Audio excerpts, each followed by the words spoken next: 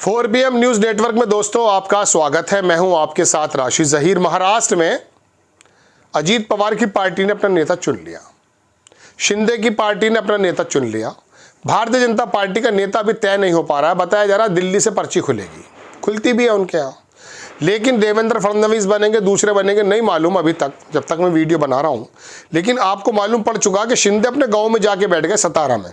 जब वो कभी नाराज़ होते हैं तो महायुति की मीटिंग को छोड़कर गांव चले जाते हैं, चले गए। लोगों का कहना यह है कि आखिरकार भारतीय जनता पार्टी 23 तारीख को रिजल्ट आने के बावजूद भी सरकार क्यों नहीं बना पा रही है। आपस में कौन से ऐसे मतभेद हो चुके हैं जिसकी वजह से सरकार नहीं बन रही है। कभी कहते हैं शिंदे मुख्यमंत्री पद पर अड़े हुए हैं, कभी कहते हैं वो स्पीकर का पद मांग रहे हैं, कभी कहते हैं वित्त मंत्रालय मांग रहे हैं। ये वित्त मंत्रालय अजीत पवार पर था, उन पर यह आरोप है कि साहब उनके जो बंदे, उनका जो मंत्रालय था वो शिंदे के विधायकों को पैसा नहीं दे रहा था पर्याप्त ताकि वो काम कर पाएँ। ये बात अलग है, हज़ारों करोड़ रुपया पकड़ा गया है। ये बात भी अलग है कि हज़ारों करोड़ रुपए बांट दिया गया है जैसा कि आरोप लगते हैं। तो बात चलिए रही है कि फिर भारतीय जनता पार्टी इतनी मजबूत स्थिति में होने के बावजूद भी अपना नेता या सरकार क्यों नहीं बना पा रही है। लोगों का कहना यह है कि दरअसल बात महाराष्ट्र की नहीं है, बात महाराष्ट्र से निकल के दिल्ली आ चुकी है। शिंदे के पास 7 सांसद भी हैं। महाराष्ट्र के चक्कर में वो दिल्ली के जो सिंहासन को उसको डोलाना नहीं चाहते, इसीलिए वो थोड़ा बहुत शिंदे को बनाना चाहते हैं। और दूसरी बात ये भी बताया जा रहा है कि इसकी दूसरी तस्वीर ये है कि उनके पास 132 हैं। वो चाह रहे हैं 12-14 की कमी है, इनका अरेंजमेंट कर लिया जाए, इसीलिए समय लिया जा रहा है। और ईडी CBI इनको कहा भी ज़रा खंगालो अपनी फाइलें और ज़रा सा हल्का सा फ़ोन वोन वगैरह कर दो, इस तरह की आरोप लग रहे हैं ताकि वो 12-15 तो इसके अंदर भारतीय जनता पार्टी के ही हैं। वो लड़े तो भले शिंदे के सिंबल पर हैं, लेकिन एक्चुअली वो बंदे यही हैं। अब शिंदे अगर लोकसभा स्पीकर का ले लेते हैं, कल को पार्टी टूटती है तो राहुल नार्वेकर वाला रोल आपको याद होगा महाराष्ट्र में। वो चाहते ही हैं कि कंट्रोल कम से कम रहे। कल को ये मेरी छोटी मोटी पार्टी जो मैं लाया हूँ, बनाकर लाया हूँ, हम लाए हैं कश्ती तूफान से निकाल के, मेरे बच्चों रखना इस देश को तुम संभाल के। तो वो उद्धव ठाकरे से दुश्मनी करी, उनकी पार्टी को तोड़ा, सिंबल लिया, सरकार लिया, CBI ID ED OD Assam वासाम सब कुछ इसके अंदर झोंक दिया था जब सरकार बनी थी। तो वो बड़ी तूफान से कश्ती निकाल कर लाए हैं। ये बात अलग है कि ज़्यादा मीठा डल गया और 148 में से 132 आ गए, ऐसा आरोप लगता है। इसमें शिंदे का कोई कमाल नहीं है। तमाम चीज़ों पर गौर किया है, लोगों ने बताया कि नहीं साहब ऐसा कोई रोल तो है नहीं, लेकिन बहरहाल वो हुआ है। अब वो EVM में हुआ है वो, या VVPAT में हुआ है, या उसके बाद एक मशीन और है जैसे केयर यूनिट बोलते हैं कि सेंट्रल यूनिट बोलते हैं, उसमें है।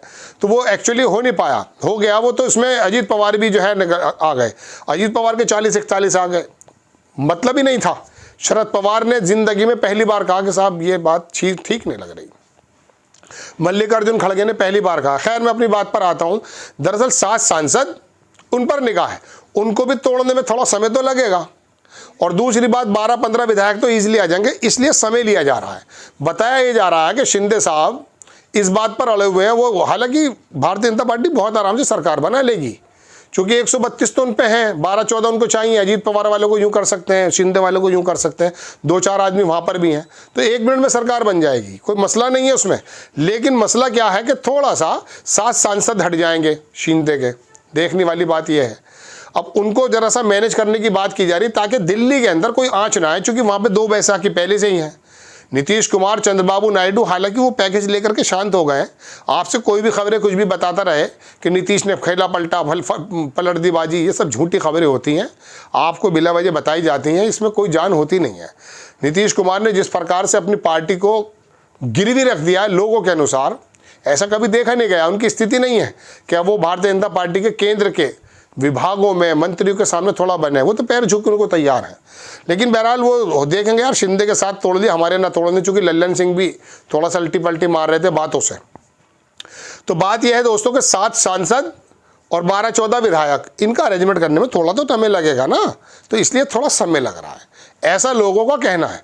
क्योंकि भारतीय जनता पार्टी भी बहुत मजबूत खेल खेलना चाहती है।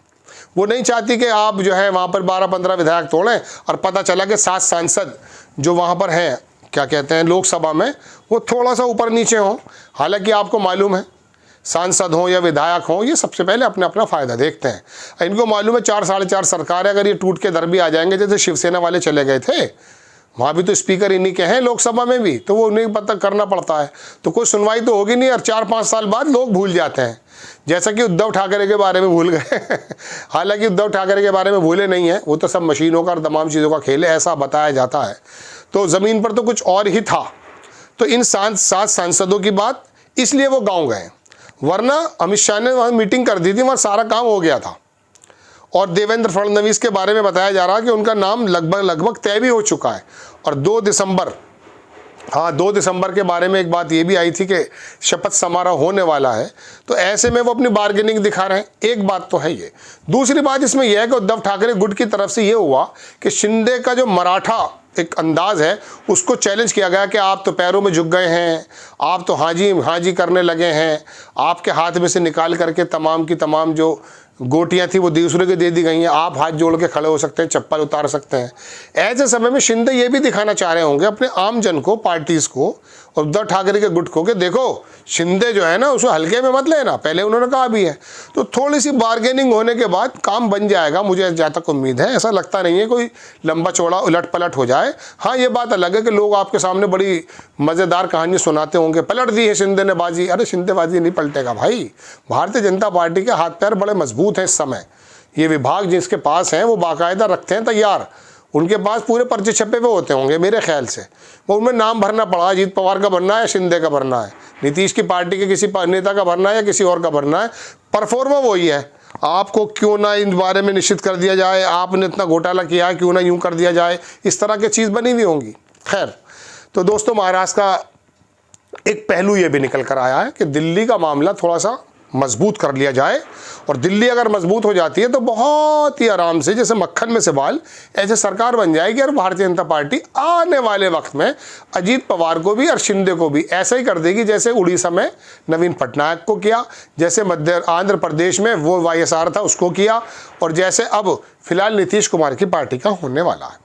आपको खबर अगर अच्छी लगती है, बराए करम आपसे गुजारिश है चैनल को सब्सक्राइब किया कीजिए, चैनल को लाइक किया कीजिए, शेयर भी किया कीजिए। नेक्स्ट टाइम मैं किसी खबर के साथ हाजिर हो जाता हूँ। जय हिंद।